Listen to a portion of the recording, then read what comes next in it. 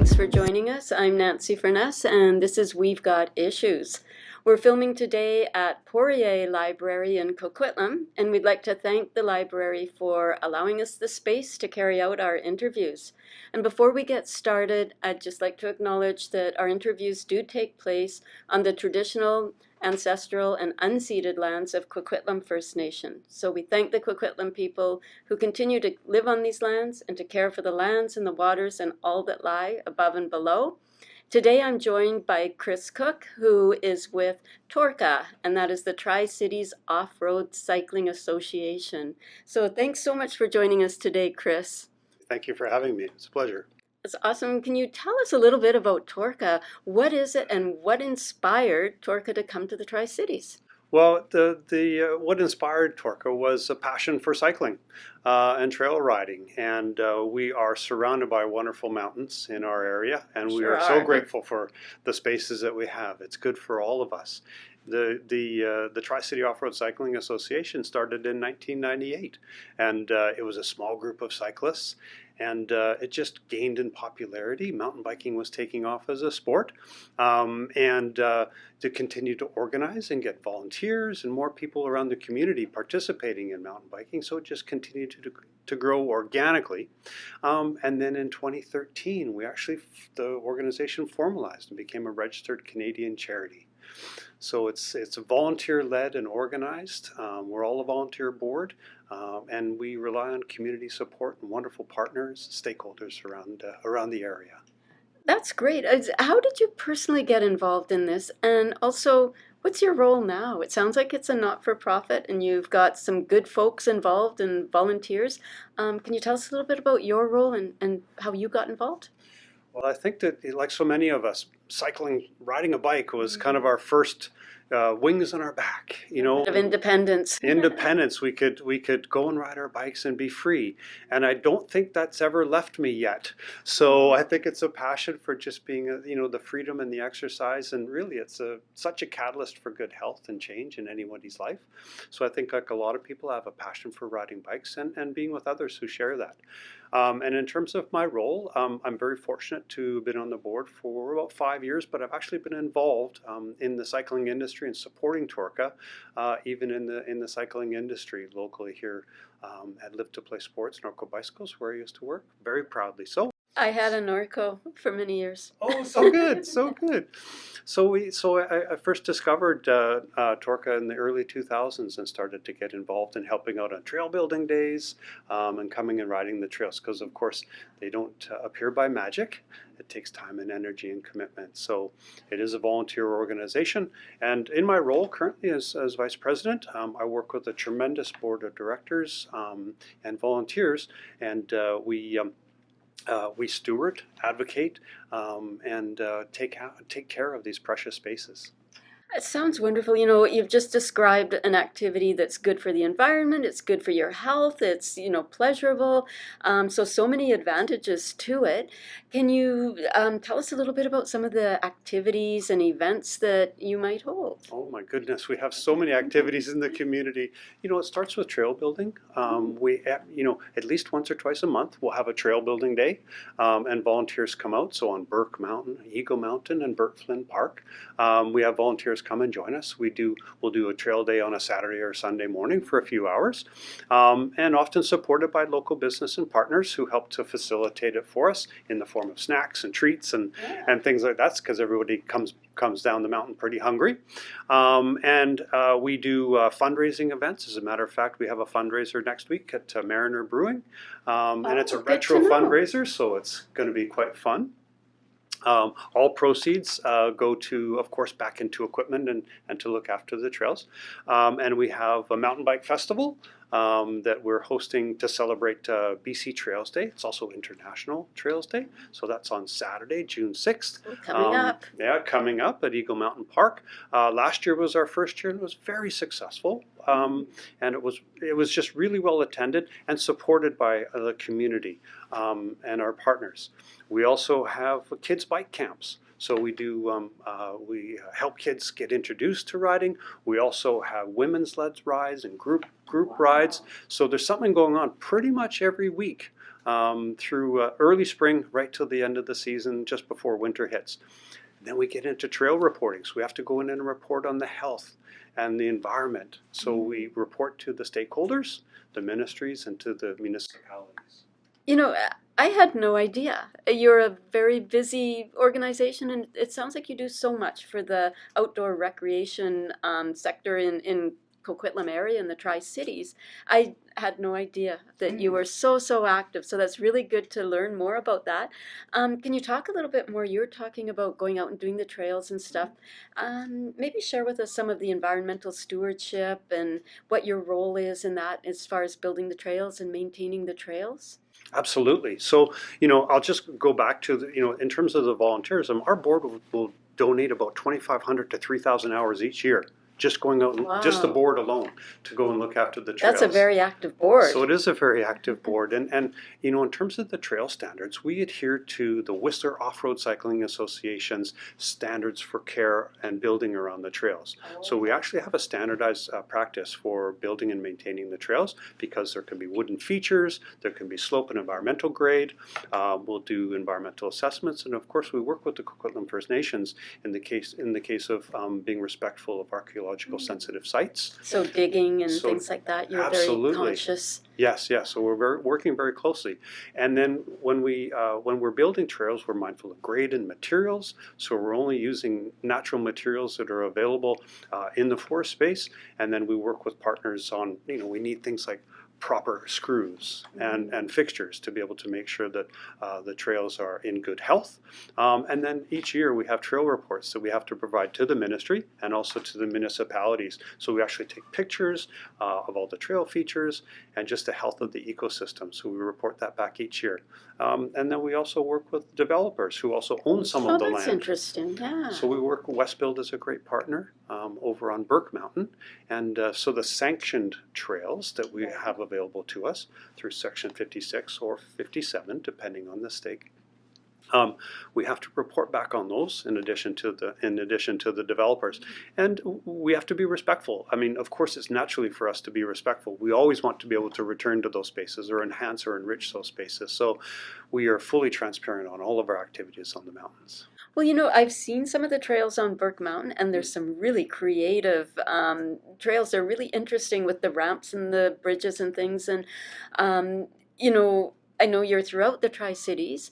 Yes. How do you manage, like, people that maybe go off trail that aren't part of your group? Is there an education component to that? Do you try to bring them on board with you? Yes, we absolutely do. So we have a wonderful community of trail builders beyond the scope of folks that are on our board, for example. So our board is responsible for maintaining the sanctioned trails.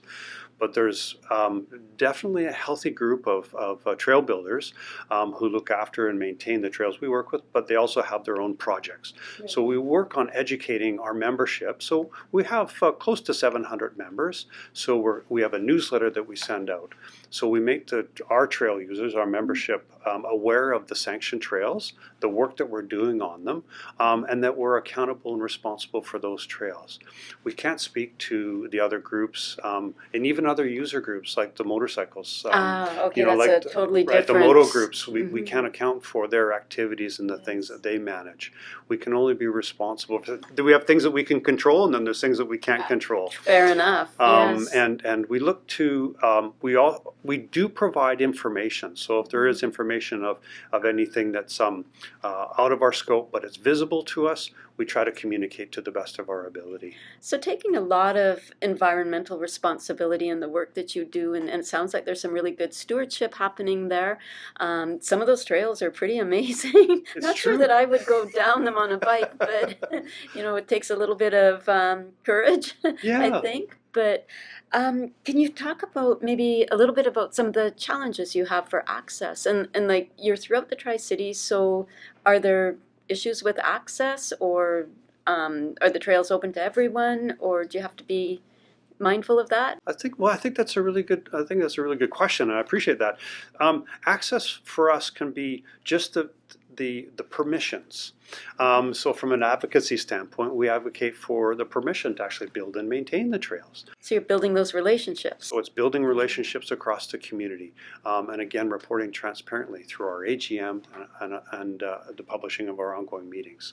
So, and in terms of access, physical access, we have great marking on all of our trails. So at the tip and at the tail of each trail, we'll have trail markers and signage. Really interesting names too. Oh, it's a big part of the fun. Just have a lot of fun. Yeah, and even the trail signs. The person who makes a lot of our trail signs is a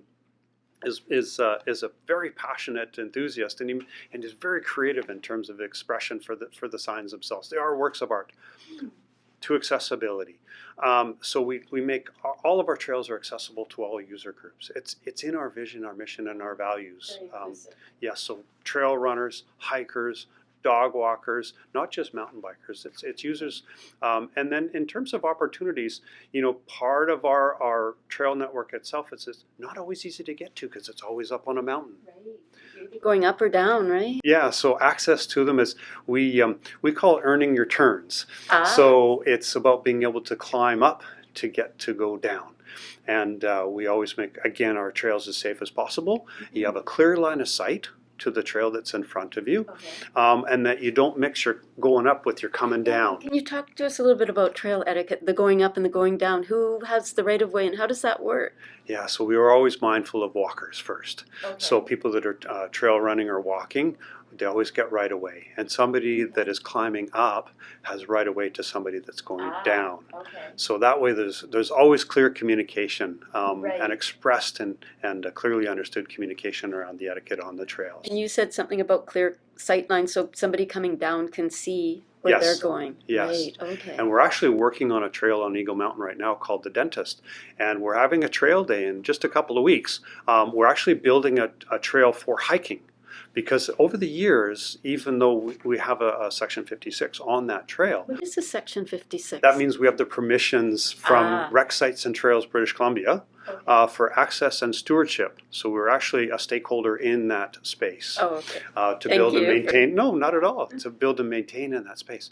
But one of the things, we've got user feedback saying, hey, we'd like to be able to walk up there uninhibited or, like safe from the riding community. Separate.